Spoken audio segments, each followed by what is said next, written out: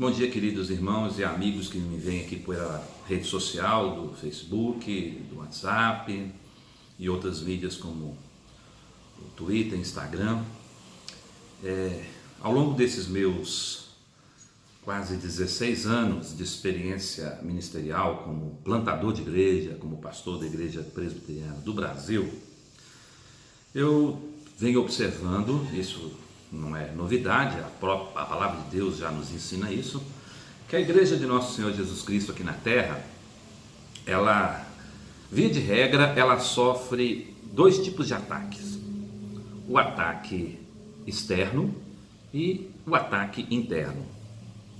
O ataque externo consiste basicamente naquelas perseguições do mundo hostil a Deus. Quando a sociedade caída, através dos governos, dos poderes constituídos, através das filosofias e cosmovisão mundânea, perseguem a igreja do Senhor Jesus Cristo. Muitas vezes, perseguição que leva até à morte, como em muitos países do mundo, milhares de cristãos têm sido martirizados desde o primeiro século. Há uma estimativa que só no século XX, mais de 100 milhões de cristãos tenham morrido por causa da perseguição. Esses são geralmente ataques externos, que Satanás usa agentes fora da igreja do Senhor. Mas existe outro tipo de ataque que a igreja também sofre, e muitas vezes de forma sutil, às vezes não tão sutil assim, mas muitas vezes vem com sutilezas. São aqueles ataques de membros da própria comunidade dentro da igreja cristã, ou pessoas que se dizem membros, que estão infiltradas dentro da igreja. Devemos lembrar, irmãos, que nós somos uma comunidade de redimidos, mas que ainda lutam contra a sua velha, antiga natureza pecaminosa, caída, terrena. E nesta tensão do já e do ainda não, já somos redimidos, mas não fomos ainda glorificados, se manifestam muitas vezes situações em que o crente sucumbe às armadilhas e ardilezas do nosso inimigo maior, que é Satanás. O apóstolo Paulo, pensando nisto, ele escreve duas cartas com um teor muito voltado à doutrina da igreja, à eclesiologia, que é a carta aos Efésios, e a sua irmã quase gêmea, que é a carta aos Colossenses, porque Efésios e Colossenses têm muita coisa em comum, muito material em comum. No capítulo 6, no versículo 10 de Efésios, ele diz: quanto ao mais, sede fortalecidos no Senhor e na força do seu poder, revestivos de toda a armadura de Deus para poderes ficar firmes contra as ciladas do diabo. Estas ciladas nada mais é, irmãos, do que situações que o inimigo arma dentro da própria igreja para enfraquecê-la, dividi-la, separá-la, destruí-la. E ele dá a razão aqui no versículo 12, porque a nossa luta não é contra o sangue e a carne, e sim contra os principados e potestades, contra os dominadores deste mundo tenebroso, contra as forças espirituais do mal nas regiões celestes. Em outras palavras, nossa luta não são contra pessoas propriamente dito, não são contra irmãos propriamente dito.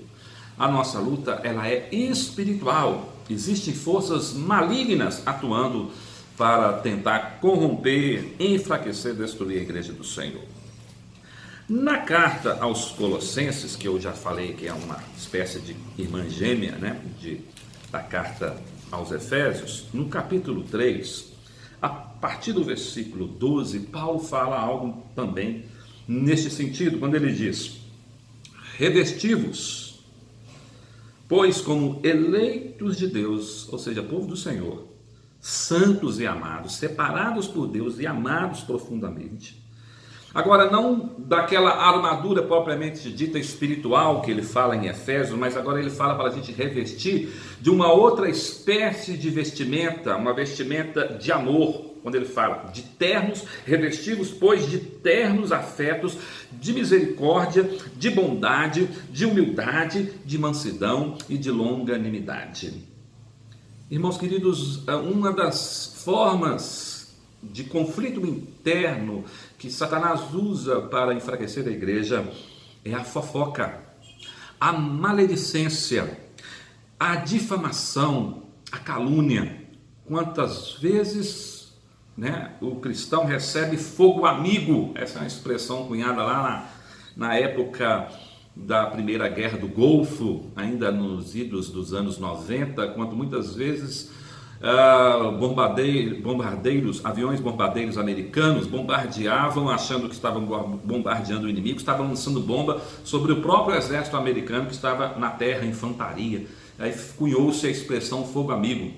Quantas vezes nós recebemos ou nós mesmos praticamos fogo amigo contra irmãos da mesma fé, da mesma igreja, da mesma comunidade, da mesma denominação, por faltar-nos a sabedoria, a prudência, a paciência, por muitas vezes não vigiarmos, não guardarmos nossa língua no seu devido lugar e espalharmos coisas que não deveríamos estar espalhando, não tratarmos diretamente com conflitos e assuntos que poderíamos tratar diretamente com a pessoa de uma maneira madura. Se você tem algum problema com algum irmão da igreja, com seu pastor, com oficiais da igreja, com membros da igreja, o conselho é: procure esta pessoa. E esse conselho não é meu, é o conselho do Senhor Jesus. Lá em Mateus capítulo 18, ele fala claramente que se algum irmão tiver alguma coisa contra nós, devemos deixar nossa oferta no altar e ir até esta pessoa para tratar com ela. Precisamos tratar diretamente. Isto, irmãos, vai envergonhar Satanás. O inferno vai estremecer. E nós vamos fazer a coisa certa, porque nesta aproximação, frente a frente, olho no olho, revestidos de amor, de paciência, de palavra branda, nós podemos desarmar uma situação de conflito que poderia crescer ao ponto de dividir, de separar irmãos, famílias, igrejas. Por isso Paulo fala que nas nossas vestimentas também devem estar presentes alguns elementos que são aqueles afetos ternos, que Jonathan Edwards, o grande puritano do século XVII, muito bem tratou nas suas obras, sobre a questão dos afetos, aquilo que deveria afetar nossa mente e coração pelo Espírito Santo, nosso intelecto, nossas emoções. Esses afetos devem ser misericordiosos, devem ser de bondade, devem ser de plena humildade, reconhecendo sempre o outro superior a nós mesmos. Devem ser revestidos de mansidão, não uma atitude agressiva, mas uma atitude mansa. E deve exercer o máximo da paciência, que é a longanimidade. E aí no versículo 13, Paulo então diz: suportai-vos uns aos outros, perdoai-vos mutuamente. Este suporte, irmãos, não é aquele suporte, eu tenho que tolerar fulano. Esse suporte diz respeito, eu preciso dar apoio ao meu irmão. É o suporte onde a gente coloca um vaso em cima para dar apoio. Eu preciso apoiar o meu irmão. Perdoai-vos mutuamente. Quem não cometeu pecado? A Bíblia fala lá em 1 de João que se dissermos que não temos pecado, o fazemos-lo mentiroso e a sua palavra não está em nós. Perdoai-vos mutuamente, e caso alguém tenha motivo de queixa contra outrem, devemos exercer isso então. Assim como o Senhor, há o modelo perfeito aqui. Assim como o Senhor vos perdoou, assim também perdoai-vos. Acima de tudo isso, porém, esteja o amor, que é o vínculo da perfeição. Irmãos, nós precisamos viver em amor para cobrir as brechas, tapar qualquer tipo de greta, de buraco, de fenda, onde Satanás possa infiltrar dentro de nossa comunidade, de nossa família, de nossa igreja. Portanto, se você está espalhando informações que estão difamando o seu irmão, às vezes o pessoal, mas o que eu estou falando é verdade, e daí? Nós não temos direito nem mesmo de espalhar a verdade, se essa verdade for difamar o nosso irmão, o nosso próximo, se for desnudar, for revelar sua nudez.